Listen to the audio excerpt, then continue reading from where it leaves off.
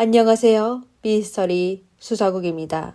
2023년 9월 30일은 추석 때였습니다. 새벽 4시 30분쯤 워싱턴주 벨뷰에 있는 경찰서에서 신고 전화를 받게 됐는데 108번 고속도로와 520번 고속도로 교차로에서 심한 교통사고가 발생했다고 하였습니다. 경찰은 바로 현장에 도착했는데 온갖 교통사고를 목격한 경찰도 눈앞에 벌어진 광경에 충격을 받게 되었습니다. 도로에는 아주 긴 타이어 자국이 있었으며 길가의 두꺼운 시멘트 가드레일은 부서져 있었습니다.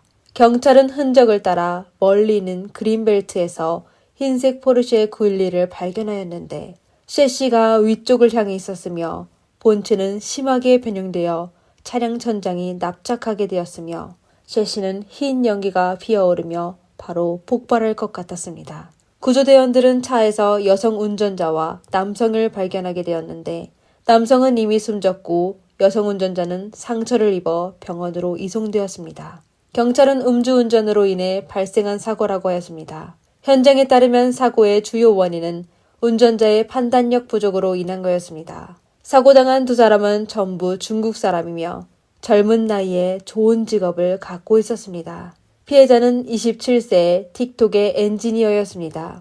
26세 여성 운전자는 애플 프로그래머 일을 하고 있었는데요. 음주운전과 과속으로 한 명은 그 자리에서 숨지게 되었고 한 명은 위독한 상태에 처하게 되었습니다. 사실 이번의 사건은 복잡하고 기괴한 형사사건이 아닙니다. 경찰은 이미 젊은 운전자가 자신의 실수에 큰 대가를 치를 것으로 판단하였으며 비참한 사고라고 생각하였습니다.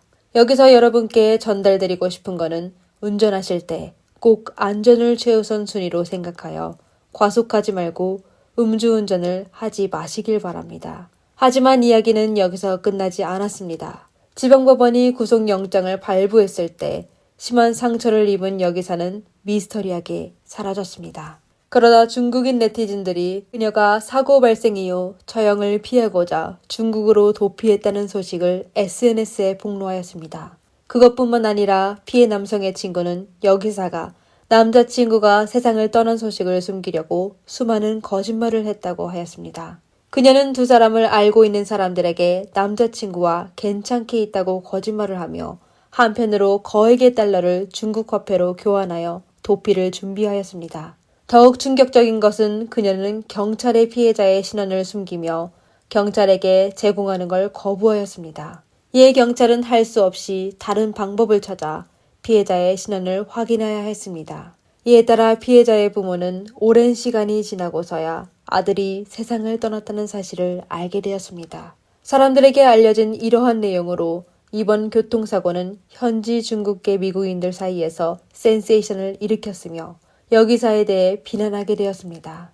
이번 사건이 주목받게 된 이유는 사고가 아주 심각했으며 운전자인 여성이 도피한 데다가 그녀가 또 인플루언서였기 때문입니다. 그녀는 젊고 아름다웠으며 심지어 좋은 직업을 가지고 있었으며 평상시 본인의 SNS에 여유로운 삶을 자랑해왔습니다. 오늘은 지금까지 수집된 정보를 바탕으로 이번 교통사고의 원인과 사건의 전개 과정을 정리해 보겠습니다. 이번 영상의 자동차 사고 부분은 미국 언론과 법원의 문서 그리고 경찰이 제공한 것이며 나머지 부분은 인터넷과 팬들이 노출하고 분석하여 지금까지 확보한 정보입니다. 10월 5일에 경찰이 서명한 사고 판정서에 따라 우선 사고 과정에 대해 알아봅시다. 9월 30일 토요일 오전 3시 44분경 사고 차량은 워싱턴주 벨뷰 시내에서 520번가로 향하던 중 발생하였습니다. 26세 예팅은 2020년형 흰색 포르쉐 911을 운전했고 같이 차에 있던 사람은 나중에 27세의 류이버로 확인되었습니다. 예팅은 시속 145km의 속도로 108번 고속도로에서 운전하고 있었는데요. 그러다 520번이 교차로에서 차량은 통제력을 잃어 고속으로 길가의 콘크리트 가드리엘에 들이받아 장애물을 돌파한 후 공중에서 여러 번 뒤집히며 저수지 위를 날아가 다리 옆을 부딪혀 결국 차량은 뒤집힌 채 520번이 고속도로 옆에 있는 그린벨트 위에 추락되었습니다. 경찰과 소방관이 현장에 도착했을 때 차량은 심하게 파손되어 차 안에 있는 두 사람은 구조할 수 있는 출구는 운전석 쪽의 차 문뿐이었습니다. 그들은 우선 운전석에 있는 예팅을 구출한 후 차 안으로 들어가 류이바오의 안전벨트를 끊어 그를 어렵게 조수석에서 끌어냈습니다.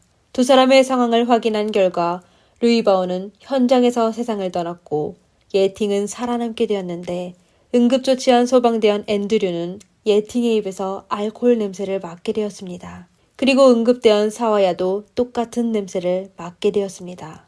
예팅은 구급차를 타고 하버뷰 메디컬 센터로 이송되었으며 경찰은 수색영장을 신청하여 예팅의 신체 알코올 농도 보고서를 확보하였습니다. 벨뷰의 교통 영상은 예팅의 교통사고와 사고 발생 직전인 112번가와 24번이 교차로에서의 운행 상황을 전부 녹화하였습니다. 워싱턴 경찰서의 니그렌 형사는 예팅이 112번가와 24번가에서 운전하고 있을 때 시속 148km에 도달했으며 108번 고속도로에 도착했을 때는 이미 시속 151km의 속도에 도달했다고 하였습니다. 차량이 통제력을 잃게 되자 차량은 옆으로 쏠려 운전석이 있는 면이 앞으로 달려가게 되어 시속 146km로 콘크리트 가드레일에 부딪히게 되었습니다. 현장에서 타이어 자국이 뚜렷하게 남았는데 흔적으로 봐서 차량은 남쪽 방향 차선에 있었지만 사실 당시 예팅은 북쪽으로 운전하고 있었습니다. 니그렌 형사는 사고 당시 도로가 건조했고 예팅의 차가 가드레일과 충돌하기 전에 충돌한 흔적이 없었다고 말했습니다. 이에 기상 요인이나 도로 상황이 사고에 영향을 미치지 않았다는 겁니다. 그리고 112번 도로와 108번 도로의 제한 속도는 시속 48km였습니다. 즉 사고 발생 당시 예팅의 운전 속도는 그 당시 제한 속도의 3배를 넘었습니다. 그런 고속도의 벽에 부딪힌 후 운전자가 살아남을 수 있는 건 정말 운이 좋은 거였습니다. 어떤 네티즌은 이 기회를 빌려 포르쉐의 안정성을 토론하기도 했는데 오늘의 사건에는 이에 대해 논의하지 않겠습니다. 그 사고 인정서에 따르면 예팅이 워싱턴주 개정법의 42장 61절 524절을 위반하여 차량으로 사람을 숨지게 한 증거가 충분하였습니다. 법에 따르면 그 범죄는 3가지의 상황으로 구분되었는데요. 하나는 일부러 사람을 숨지게 하는 것, 즉 자동차를 운전할 때 교통법이나 기타 법률을 위반하여 타인을 숨지게 하는 경우, 두 번째는 음주운전이나 약물에 취한 상태여서 운전하여 타인을 숨지는 경우, 그리고 세 번째는 거친 운전으로 타인의 안전을 무시하는 행위입니다. 위 3가지 상황 중 어느 것이든 예팅의 범행에 해당할 수 있습니다. 시애틀 검찰은 경찰이 제시한 사고 인정보고서에 따라 워싱턴주 고등법원에 예팅을 자동차 상해 혐의로 체포영장을 요청하였습니다. 검찰은 사건 요약서에 아래와 같은 몇 가지 사항을 제시하였습니다. 우선 피고인의 부상으로 경찰은 현장에서 그녀에게 신문할 수 없었다. 하지만 사고 발생 3시간 후 피고인의 알코올 농도 측정하는 영장을 요청하여 승인받아 법의학자는 그녀의 체액 샘플을 확보하여 사무실로 가져가 테스트를 진행했다. 두 번째, 류 씨는 심한 부상으로 현장에서 바로 숨지게 되어 킹컨트리 포렌식 센터로 이송되었다. 그리고 피고인이 류 씨에 관한 정보를 경찰에 제공하지 않아 경찰은 그의 시애틀 직장을 통해 그의 직계 가족에게 그가 세상 떠났던 소식을 알려야 했다. 세 번째, 피고인은 2021년 2월 12일에 운전면허를 취득하였다. 이번 사고 전에 교통법이나 형사법을 위반한 이력이 없다. 그녀가 운전한 차량은 2020년형 포르쉐 911로 가격은 약 9만 7천에서 13만 3천 달러, 하나로 약 1억 2천만 원에서 1억 7천만 원이다. 네 번째, 피고인과 류 씨는 전부 중국 국적을 갖고 있으며 직장이 시애틀에 있어 그곳에 거주하고 있었다. 피고인이 시애틀에 언제까지 있는지 모르며 그녀가 남긴 주소는 한 아파트에 있는 원룸이다.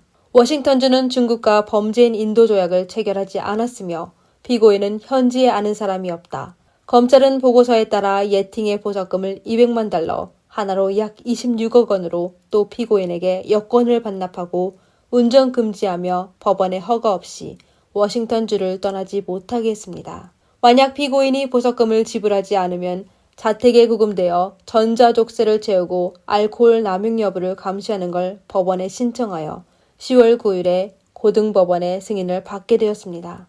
판사는 체포영장을 발부하고 보석금을 200만 달러로 책정하는 거에 동의하고 보석금을 지불하지 않으면 피고인은 재판이 진행될 때까지 구금해야 했습니다. 하지만 워싱턴 경찰이 체포영장을 들고 예탕이 입원한 병원으로 달려갔을 때 예탕은 이미 병원에서 태어나요 어디로 갔는지 행방불명이었습니다. 얼마 지나지 않아 사람들은 SNS를 통해 시애틀에서 일하는 한 여성 프로그래머가 음주운전으로 남자친구를 숨지게 하여 몰래 중국으로 도피했다는 글을 올려 인터넷에서 센세이션을 일으켰습니다.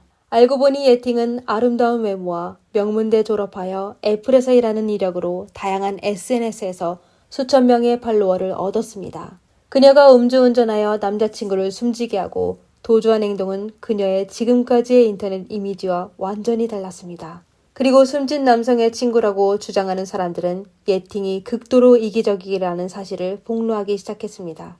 그녀는 남성의 신원을 경찰에 밝히는 걸 거부했으며 심지어 그가 세상 떠난 사실을 숨겨 피해자 남성의 부모와 친척 그리고 지인들은 2주 후에 그 안타까운 소식을 알게 되었습니다. 네티즌들을 더욱 화나게 한 건 사고 발생 이후 예팅은 여전히 집에서 차를 마시며 인생을 즐기고 있는 사진을 올렸습니다. 그녀는 아무 일 없듯이 몰래 달러를 인민표로 바꿔 귀국할 준비를 하였습니다. 그러다 탈출에 성공하자 그녀는 본인의 행방을 숨겨 책임을 회피하기 위해 모든 SNS 계정을 탈퇴하였습니다. 이렇게 그녀의 행동은 대중의 분노를 부르게 됐는데요. 그러나 이때 갑자기 수많은 인도 블로거가 나타나 유튜브 플랫폼에 예팅이 병원의 응급조치에 실패하여 그녀가 교통사고로 숨지게 됐다고 하였습니다. 이 갑작스러운 상황으로 모두가 혼란에 빠지게 되었습니다. 도대체 누구의 말이 진짜였을까요? 예팅은 중국으로 탈출한 걸까요? 아니면 소생술에 실패하여 병원에서 숨지게 된 것일까요? 우선 사건에 대해 시간 순서로 정리해 봅시다. 교통사고는 9월 30일 발생하였고 10월 9일 구속영장이 발부되었습니다. 만약 예팅이 정말 탈출했다면 그녀는 교통사고 불과 8일 만에 부상한 상태에서 항공권을 예약하고 미국에서의 모든 일을 처리하고 10시간 넘게 비행기에 탑승하여 중국으로 돌아가야 합니다. 정말 그런 가능성이 있을까요? 사실 예팅에 대한 체포영장은 10월 9일에서야 시스템에 입력되었습니다. 다시 얘기하자면 그녀는 확실히 국경을 지나 미국을 떠날 수 있다는 겁니다. 하지만 그녀의 몸 상태로 볼 때 심한 상처를 입은 그녀는 미국을 떠날 수 있었을까요?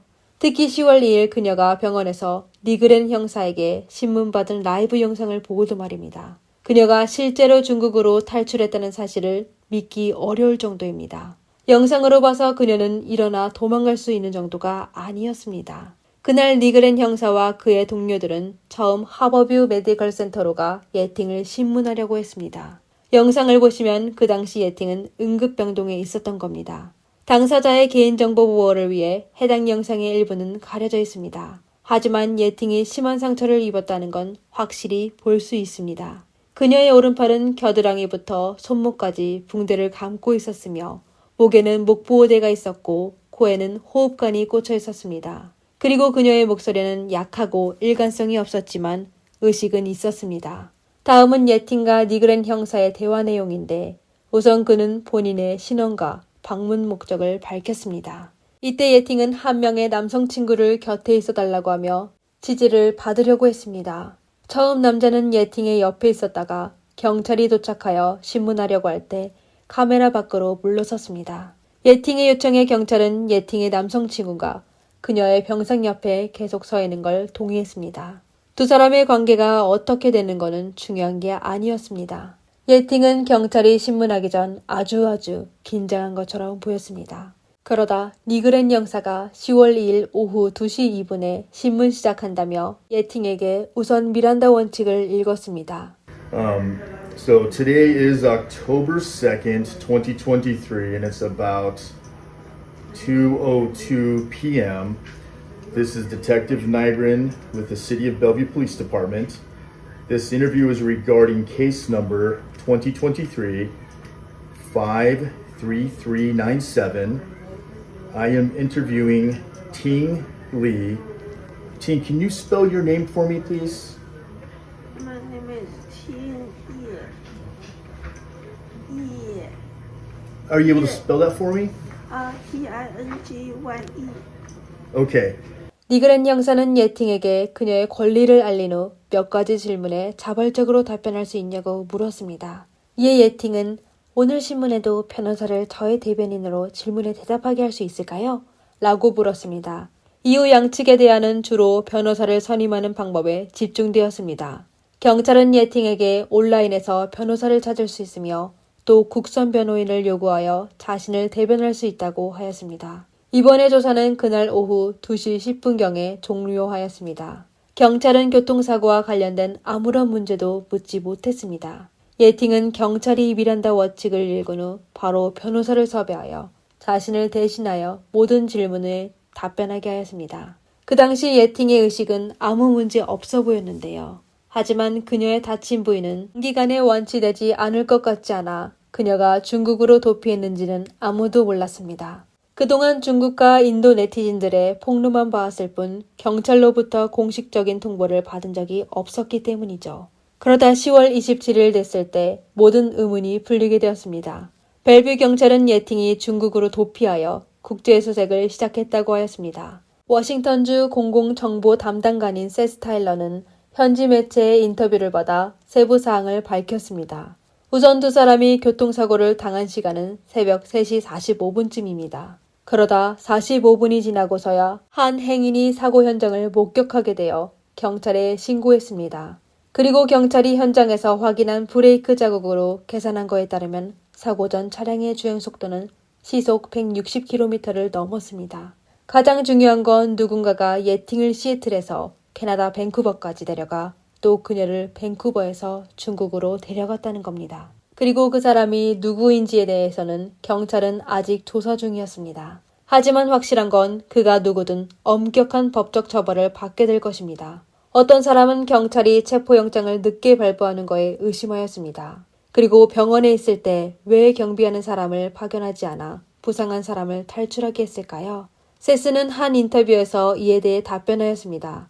우선 구속영장을 발부하는 건 일정한 절차가 필요하여 경찰이 하고 싶은 대로 할 수 있는 게 아닙니다. 앞서 말했듯이 우선 경찰이 사고 인증서를 제출하고 나서 검사가 인증서에 따라 법원에 영장을 신청서를 요청하고 법원이 검찰의 요청에 동의하여 구속영장을 발부합니다. 절차대로 해야 한다는 말인데요. 두 번째는 예팅이 계속 협조를 거부하였습니다. 심사받을 때 반드시 변호사가 참석하여 모든 질문에 대신 대답했었습니다. 따라서 경찰은 따로 사건을 조사하여 충분한 증거를 수집한 후 사고 인증서를 제출할 수밖에 없었습니다. 인증서가 발급되고 법원이 체포영장을 발부할 때 예팅은 이미 병원에서 퇴원하여 도피하였습니다. 더욱이 예팅이 병원에서 퇴원했을 때 그녀에 대한 체포영장이 없어 병원에서는 경찰에 알리지 않았습니다. 그럼 경찰은 왜 사람을 파견하여 예팅을 감시하지 않았을까요? 그건 경찰도 심하게 다친 예팅이 도망칠 수 있을 거라고 생각하지 못해서입니다. 아래는 세스가 했던 말입니다. 예팅이 심하게 부상당해 저희는 그녀가 당분간 태어날 수 없을 거라고 생각했습니다. 따라서 저희가 인력을 파견할 필요가 없다고 판단하게 된 겁니다. 경찰의 얘기는 어느 정도 도리가 있었습니다. 심한 교통사고를 당하여 호흡관과 붕대, 목보호대를 차고 있는 여자가 짐을 챙겨 차를 타고 미국 국경을 넘어 비행기에 탑승하여 10시간 넘게 중국으로 돌아갈 수 있을 거라고 누가 상상할 수 있을까요? 예팅의 탈출이 워싱턴 경찰에게 깊은 인상을 남겼는지 궁금합니다. 앞으로 중국 여성 용의자를 만났을 때 그녀가 아무리 심한 상처를 입어도 무조건 인력을 파견하여 그녀를 감시해야겠죠? 예팅이 심한 부상에도 중국으로 도피하는 건 그녀가 저지른 범죄는 중국에서 받는 처벌이 미국에서 받는 처벌보다 훨씬 가볍다는 걸 잘 알고 있다는 겁니다. 조사에 따르면 워싱턴주에서 차 사고로 사람을 숨지게 했을 때 A급 중범죄에 해당합니다. 전과가 없는 사람도 유기징역 6년 6개월에서 8년 6개월에 벌금 5만 달러, 하나로 약 6,500만 원을 지불해야 했습니다. 하지만 중국에서 음주운전으로 사람을 숨지게 했을 경우 교통사고로 처형하여 3년 이하의 유기징역만 받을 겁니다. 어떤 사람은 누군가가 예팅에게 기띔하여 그녀가 짧은 시간에 중국으로 탈출하기로 했다고 하였습니다. 심지어 누군가는 예팅의 아버지가 중국에서 검사 일을 한다고 했지만 사실 이에 관해 확인할 수 없었습니다. 사실 다른 사람이 그녀에게 얘기하지 않아도 인터넷을 통해 워싱턴에서 교통사고로 사람을 해쳤을 때 절 형량을 확인할 수 있습니다. 그리고 그 정보는 보통 워싱턴주의 형사사건을 변호하는 변호사가 광고에 자주 사용하는 내용이기도 했습니다. 그리고 광고가 끝날 때 변호사는 또 보통 정부는 사건이 발생하고 바로 A급 상해로 혐의를 제기하지 않습니다. 경찰은 검찰과 사건에 대해 수사해야 하며 모든 증거와 시험 성적서 취득해야 합니다. 일부 관할 지역에서는 교통사고로 사람을 해친 사건을 법원에서 재판하는데 몇 개월이 걸립니다. 여러분이 그걸 현명하게 사용하는 게 좋을 겁니다. 라는 내용이 있습니다. 사실 변호사가 한 말은 피고인들이 그 시간에 본인을 대리인으로 고용하라는 뜻입니다. 하지만 변호인을 찾고 있는 예팅에게는 다른 계획을 주게 되었습니다. 어쨌든 그녀는 그 시간을 이용하여 중국으로 탈출하는 데 성공하였습니다. 물론 누가 그녀를 캐나다로 데려갔고 또 그녀의 아버지가 누구인지는 확인할 수 없었습니다. 그리고 사실 네티즌들이 궁금한 건 중국으로 도피한 예팅은 본인의 범행에 처벌받게 될지입니다. ESS는 우리는 예팅에게 그녀가 교통사고로 사람을 해친 혐의로 수배 중이라는 점을 전했으며 그녀에게 미국으로 돌아와서 저희의 조사에 협조하라고 했습니다. 그래야만 피해자 가족이 계속 살 수 있습니다. 중국과 미국은 범죄인 인도 조약을 맺지 않았지만 다른 나라와는 범죄인 인도 조약을 맺고 있습니다. 만약 그녀가 조약을 맺은 그 어떤 나라를 가기만 하면 바로 체포될 것이라는 걸 명심해야 합니다. 그럼 예팅에게 줄 수 있는 유일한 처벌은 평생 미국과 범죄인 인도 협정을 맺은 국가로 갈 수 없다는 것일까요? 이에 대해 네티즌들은 아래와 같은 의견이 있었습니다. 우선 예팅은 미국 경찰이 체포영장을 발부하기 전에 중국으로 돌아왔습니다. 그럼 이건 도피 중이라고 할 수 있을까요? 예팅은 경찰이 자신을 체포할 것이라는 사실을 몰랐다고 말할 수 있었습니다.